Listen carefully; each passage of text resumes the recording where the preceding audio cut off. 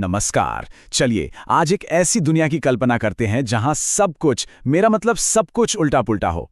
आज हम मूर्खों के राज्य की कहानी के जरिए समझेंगे कि जब सत्ता गलत हाथों में पड़ जाए तो कॉमन सेंस और लॉजिक कैसे हवा हो जाते हैं। देखिए, ये सवाल सिर्फ एक कहानी का नहीं है, बल्कि हर समाज के लिए एक तरह की चेतावनी है। तो चलिए मिलते हैं एक ऐसे राजा और मंत्री से जिनका हर फैसला उनके राज्य को बेवकूफ़ी की एक नई ही ऊंचाई पर ले जाता है। इस राज्य के राजा और मंत्री ने भाई अपनी मूर्खता साबित करने में तो कोई कसर ही नहीं छोड़ी। उनका पहला फरमान, दिन को रात और रात को दिन बना दिया जाए। मतलब सूरज उगते ही सब सो जाएंगे और रात होते ही अपने अपने काम पर लगेंगे। और हाँ, इस बेतुके कानून को अगर किसी ने नहीं माना तो सजा थी मौत। अब सोचिए, इस एक फैसले ने पूरे राज्य का बैलेंस ही बिगाड़ दिया। दिन में एकदम सन्नाटा और रात में चहल पहल। एक ऐसी अजीब दुनिया बन गई जहां कुछ भी नॉर्मल नहीं था।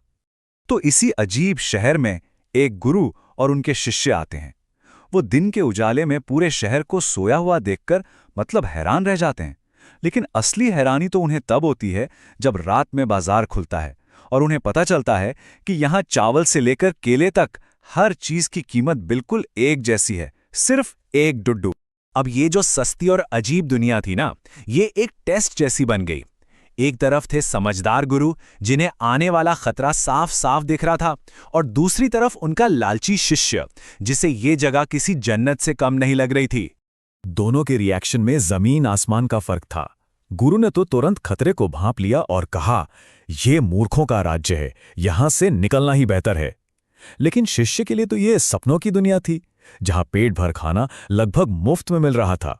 उसने तो फैसला कर लिया कि वो वहीं रुकेगा। गुरु की यह चेतावनी समझिए आने वाले तूफान का एक सिग्नल थी। उन्होंने समझाया, ये सब मूर्ख हैं, पता नहीं ये तुम्हारे साथ आगे क्या कर बैठे। लेकिन शिष्य की आंखों पर तो सस्ते खाने के लालच की पट्टी बंधी हुई थी। तो शिष्य ने गुरु की चेतावनी को एक कान से सुना, दूसरे से निकाल दिया। वो केले, घी, चावल, गेहूं जो मिला सब खा खाकर खूब मोटा ताजा हो गया।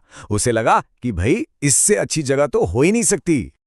और फिर कहानी में एक ट्विस्ट आता है। एक चोर की मौत से इस राज्य के न्याय का असली चेहरा सामने आता है, और यहां से शुरू होती है ब्लेम गेम की एक ऐसी चेन जो हंसाएगी भी और सोचने पर मजबूर भी कर देगी। हुआ ये कि एक चोर एक अमीर व्यापारी के घर में चोरी करने घुसा, तभी पुरानी दीवार उस पर गिर गई और वो वहीं मर गया। अब उसका भाई सीधा राजा के पास पहुंच गया। कहने लगा कि मेरे भाई की मौत का जिम्मेदार वो व्यापारी है, क्योंकि उसने कमजोर दीवार बनाई थी। और तो और उसने चोरी को प्राचीन व्यापार यानी एंशिएंट ट्रेड कह लिया। और बस फिर शुरू हुआ बेतुका ब्लेम गेम। व्यापारी ने दोष राजमिस्त्री पर डाल दिया। राजमिस्त्री बोला कि उसका ध्यान एक नाचने वाली लड़की ने भटकाया था। उस लड़की ने सुनार को दोषी ठहराया, और सुनार ने घूम फिर कर इल्जाम वापस व्यापारी के पिता पर ही डाल दिया। मतलब न्याय का पहिया घूमकर वहीं आ गया जहां से शुरू हुआ था। आखिरकार राजा ने अपना बुद्धिमानी भरा फैसला सुनाया। लॉजिक ये था कि क्योंकि व्यापारी को अपने पिता की दौलत विरासत में मिली है, तो उनके पाप भी उसी को मिलेंगे, इसलिए सजा व्यापारी को ही दी जाएगी। तर्क की इससे बड़ी हार और क्या हो सकती थी। लेकिन कहानी में एक और मोड़ आ गया। जब सजा के लिए एक नई सूली तैयार की गई, तो मंत्री ने देखा कि व्यापारी तो उस पर फिट होने के लिए बहुत ज्यादा दुबला पतला है। अब राजा परेशान कि सजा दी तो दी कैसे जाए। अब जब ये पूरा न्याय का तमाशा अपने पीक पर था, एक अनएक्सपेक्टेड हीरो की वापसी होती है। कहानी का सबसे जरूरी मोड़ तब आता है जब वो बुद्धिमान गुरु अपने लालची शिष्य को बचाने के लिए लौटते हैं। राजा के लोगों ने सूली पर फिट होने लायक किसी मोटे आदमी को ढूंढना शुरू किया, और उनकी नजर पड़ी उसी मोटे ताजे शिष्य पर। जब शिष्य को मौत की सजा दी जाने वाली थी, तब उसे अपने गुरु की बातें याद आईं। गुरु अपनी जादुई शक्तियों से सब कुछ देख रहे थे और तुरंत वहां पहुंच गए। उन्होंने शिष्य के कान में कुछ फुसफुसाया और फिर राजा के सामने एक नाटक शुरू कर दिया।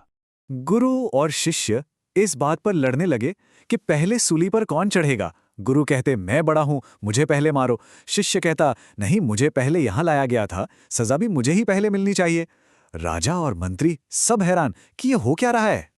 जब हैरान राजा ने वजह पूछी, तो गुरु ने उसकी बेवकूफ़ी और लालच को ही अपना हथियार बना लिया। उन्होंने एक गुप्त रहस्य बताया कि ये न्याय के देवता की सूली है, जो इस पर पहले मरेगा वो अगले जन्म में राजा बनेगा और जो दूसरे नंबर पर मरेगा वो मंत्री। गुरु ने कहा कि वे अपनी साधु संत वाली जिंदगी से तंग आ चुके हैं और अब राज करना चाहते हैं।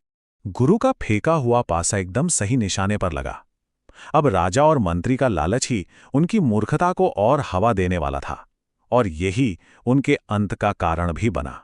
ये सुनते ही राजा गहरी सोच में पड़ गया। वो भला अगले जन्म में अपना राज्य किसी और को कैसे दे सकता था? उसने अपने मंत्री से चुपके से बात की और दोनों ने फैसला कर लिया कि वे खुद सूली पर चढ़ेंगे ताकि वे फिर से राजा और मंत्री के रूप में जन्म ले सकें। उस रात राजा और मंत्री चुपके से जेल गए। उन्होंने गुरु और शिष्य को आजाद कर दिया, उनके कपड़े पहन लिए और खुद उनकी जगह ले ली। जल्लादों को तो पहले ही कह दिया गया था कि जो भी रात में आए उसे सूली पर चढ़ा देना। अगली सुबह जब राजा और मंत्री के शवों को नीचे उतारा गया तो प्रजा में हड़कंप मच गया। वे अपने राजा और मंत्री की लाशें देखकर हैरान थे और कंफ्यूज्ड भी।